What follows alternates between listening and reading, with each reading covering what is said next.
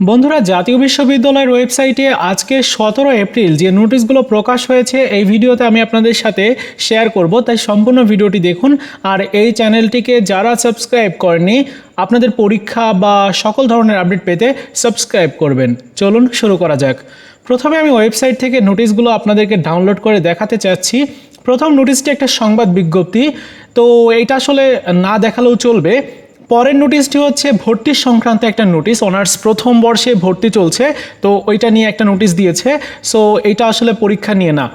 এরপরের নোটিশটি একটা পরীক্ষা সংক্রান্ত, মানে পরীক্ষার রেজাল্ট প্রকাশ করা হয়েছে। তো এটা হচ্ছে রেজাল্ট শিট, আপনারা দেখতেই পাচ্ছেন। তো এখান থেকে আপনারা চাইলে কিন্তু রেজাল্ট দেখে নিতে পারেন।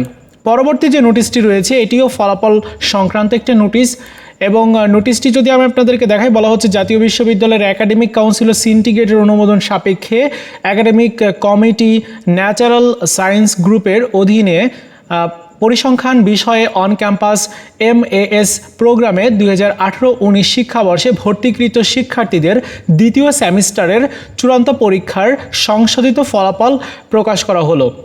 তো আপনারা চাইলে কিন্তু ফলাফল দেখে নিতে পারেন। ওই যে ফলাফল এখানে দেওয়া হয়েছে, আপনারা চাইলে দেখে নিতে পারেন।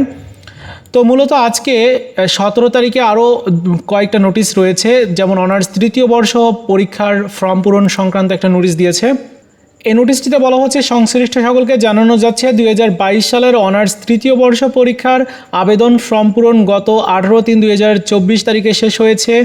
বিভিন্ন কলেজের অধ্যক্ষ মহোদয়ের সুপারিশকৃত কিছু সংখ্যক শিক্ষার্থীর আবেদনের প্রেক্ষিতে বিলম্ব ফিস সহ বিশেষ বিবেচনায় ফর্ম পূরণের অনুমতি দেওয়া হলো। তবে 5,000 টাকা বিলম্ব ফিস দিতে হবে, অন্যান্য ফি অবশ্যই প্রদান করতে হবে।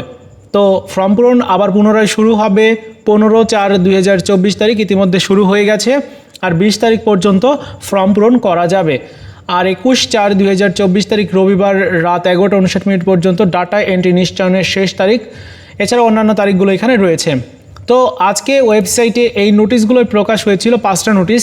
ভিডিওটি ভালো লেগে থাকলে লাইকস, কমেন্টস এবং বন্ধুদের সাথে অবশ্যই শেয়ার করে দিবেন।